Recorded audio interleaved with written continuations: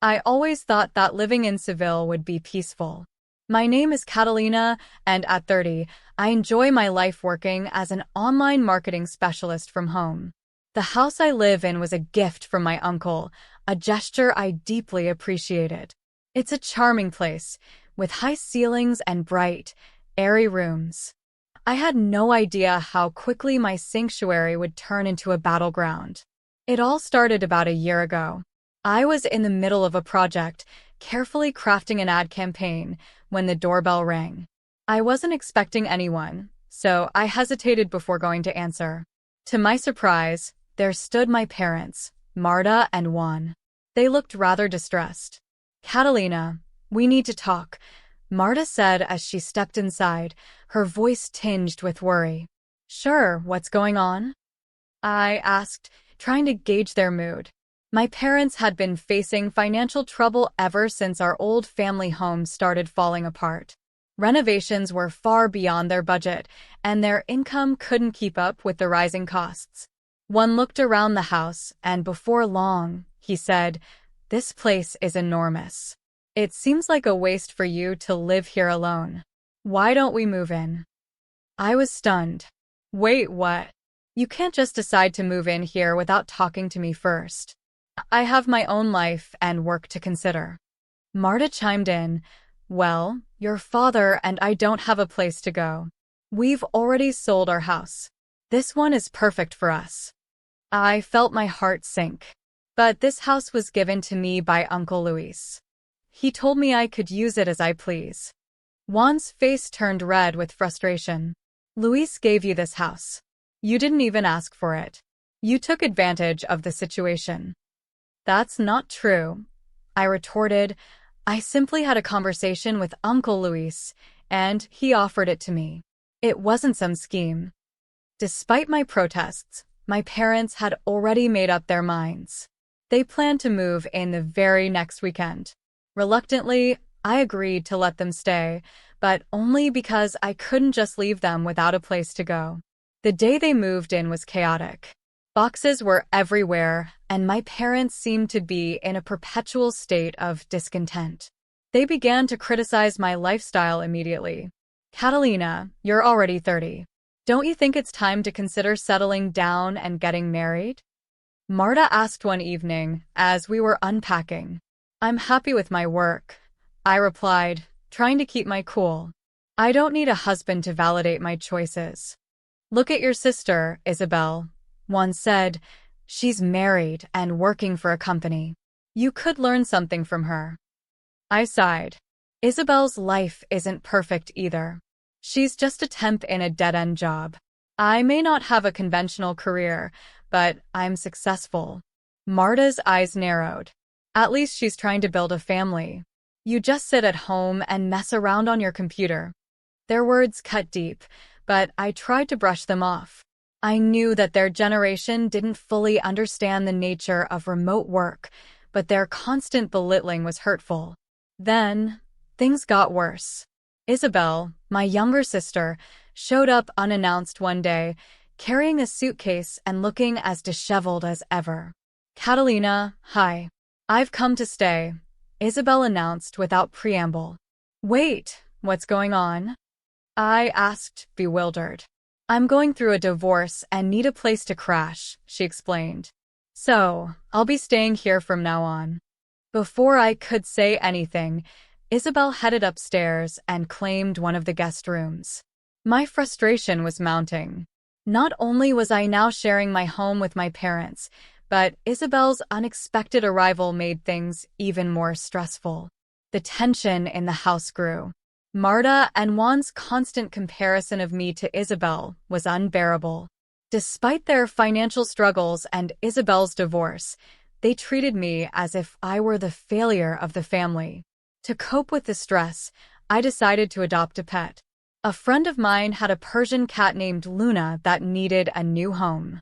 Luna was the sweetest little creature, and I hoped she would bring some comfort to my increasingly chaotic life. When I brought Luna home, my parents and Isabelle were initially skeptical. "A cat? Really, Catalina?" Isabelle asked, looking disdainful. She's a great companion, I replied, ignoring the judgment in her voice. Besides, she's my responsibility, not yours. The family's attitude towards Luna softened once they met her.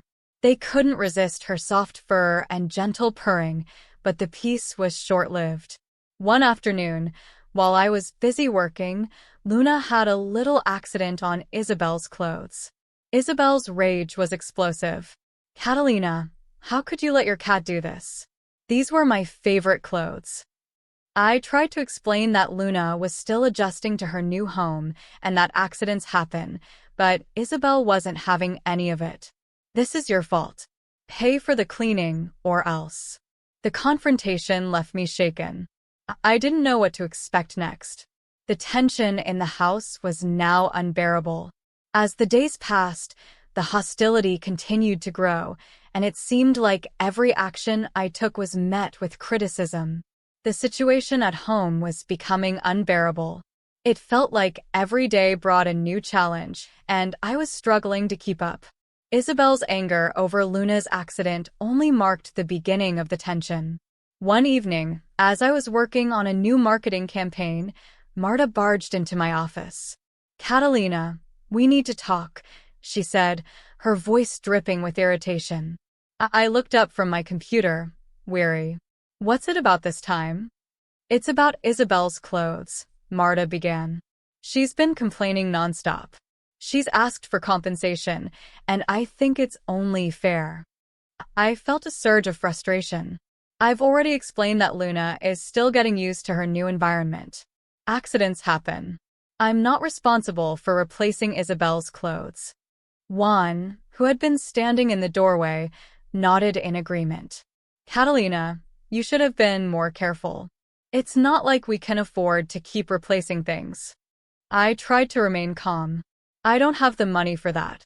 And honestly, Isabelle should be more understanding.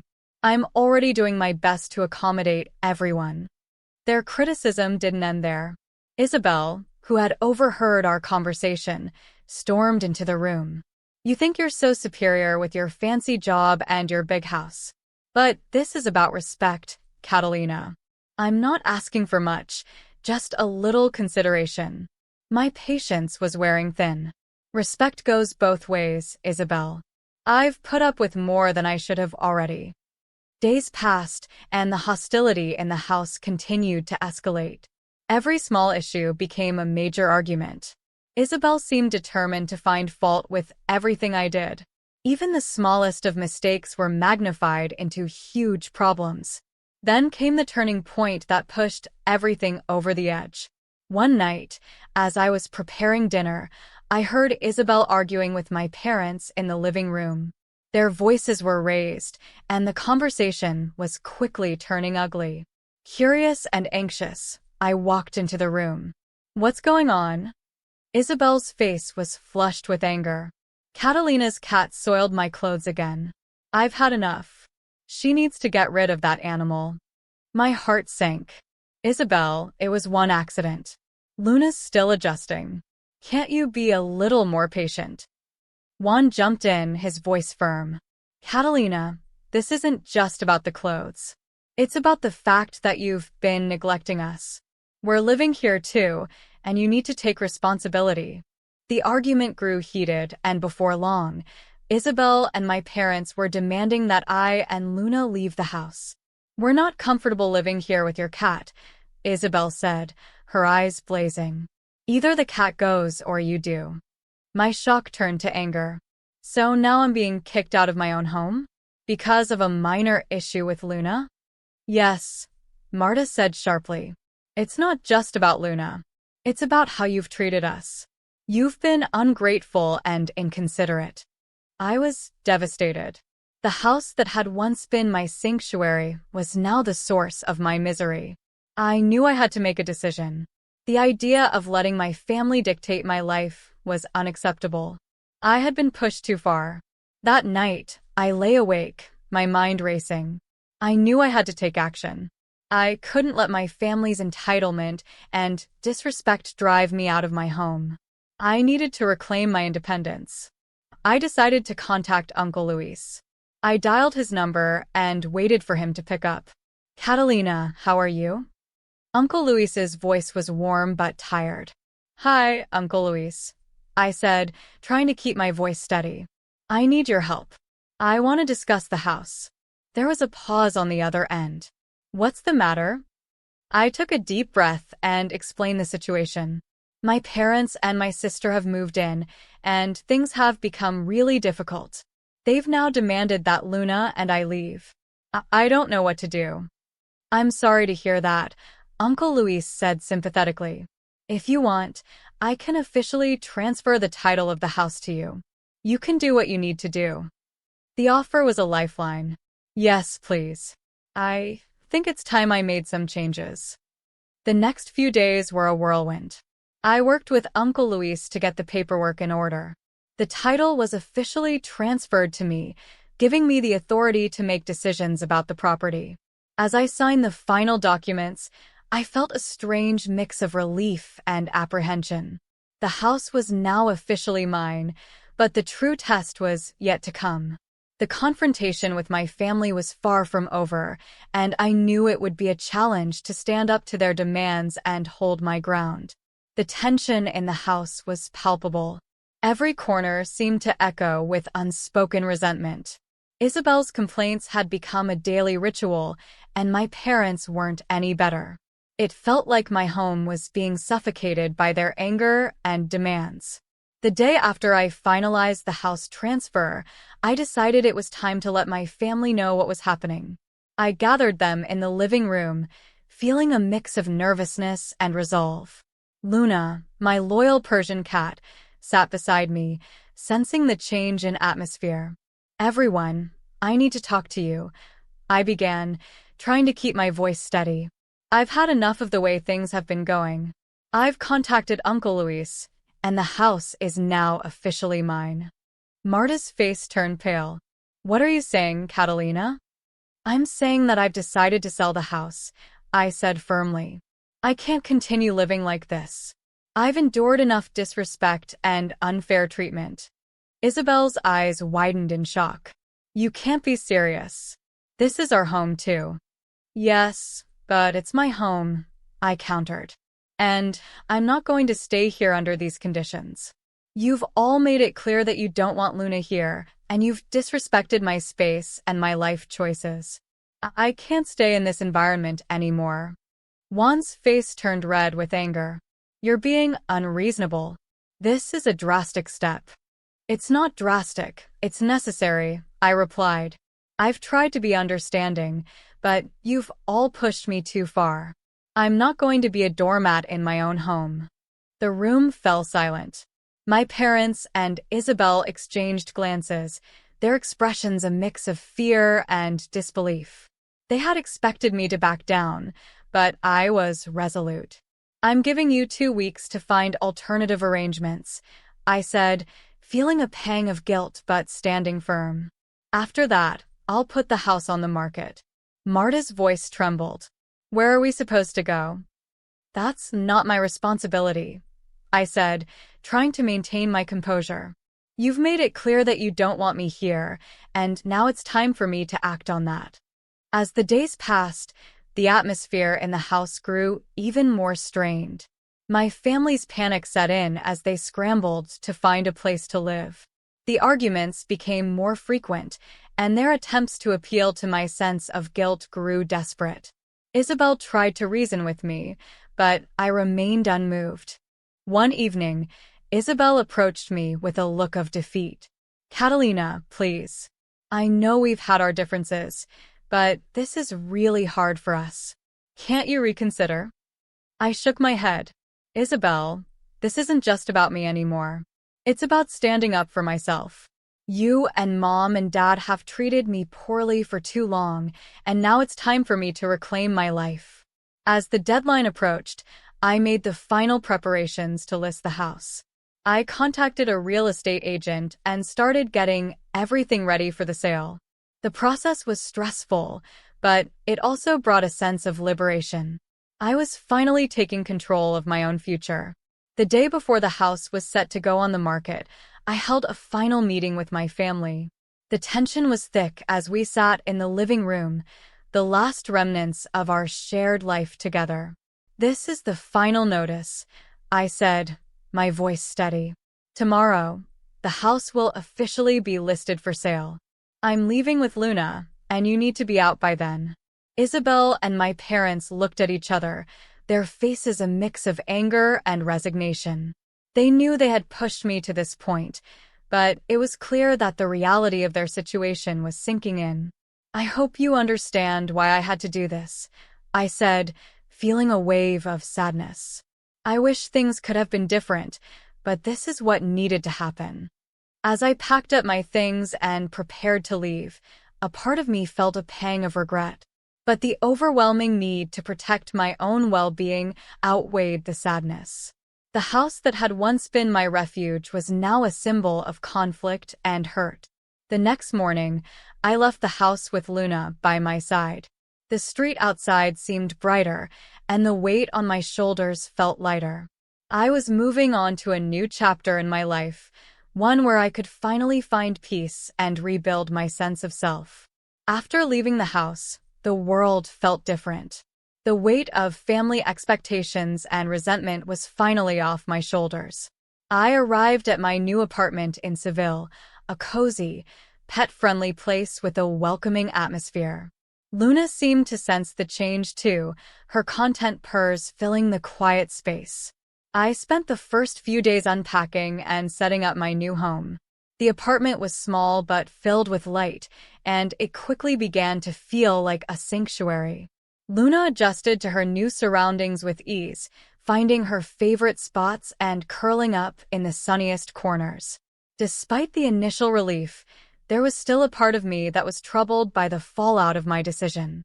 I worried about my parents and Isabelle, wondering if they had managed to find a new place to live. I had cut off all contact, not out of malice, but because I needed to protect my own mental health. One afternoon, I decided to take a walk around my new neighborhood. As I strolled through the vibrant streets of Seville, I felt a sense of renewal. The sun was shining, and the air was filled with the sounds of a lively city. For the first time in a long while, I felt a genuine sense of freedom. A few days later, I received a letter from my former home, delivered by a mutual friend. It was from Isabelle. Her letter was filled with a mixture of anger and sadness.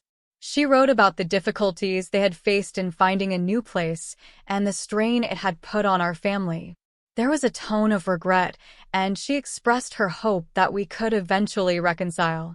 Reading the letter, I felt a pang of empathy. Despite everything, I couldn't ignore the fact that family bonds were still there, even if strained. However, I knew that reconciliation would need to come with time and perhaps some understanding from both sides. For now, I needed to focus on rebuilding my own life and finding my own path. As weeks turned into months, I settled into my new routine. My work as an online marketing specialist continued to thrive, and Luna remained a comforting presence in my life. The apartment, once a symbol of change and challenge, became a place of peace and happiness. I found new friends in the city and began to explore Seville's rich culture and history. My life was beginning to flourish in ways I hadn't imagined. I also started volunteering at a local animal shelter, finding joy in helping other pets and their owners. Reflecting on the journey, I realized that my decision to take control of my life was the right one. It wasn't just about revenge. It was about reclaiming my sense of self and finding a way to live authentically.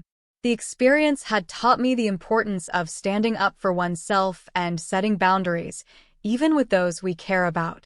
As I watched Luna play in the sun, I felt a deep sense of satisfaction. My life was no longer defined by the conflicts and disrespect of the past. I had emerged stronger and more self-aware, ready to embrace whatever the future held. Catalina's story, marked by conflict and resolution, highlighted the complexities of familial relationships and the importance of self-respect. The journey from strife to empowerment was not easy, but it led to a new beginning, where peace and personal growth were finally within reach.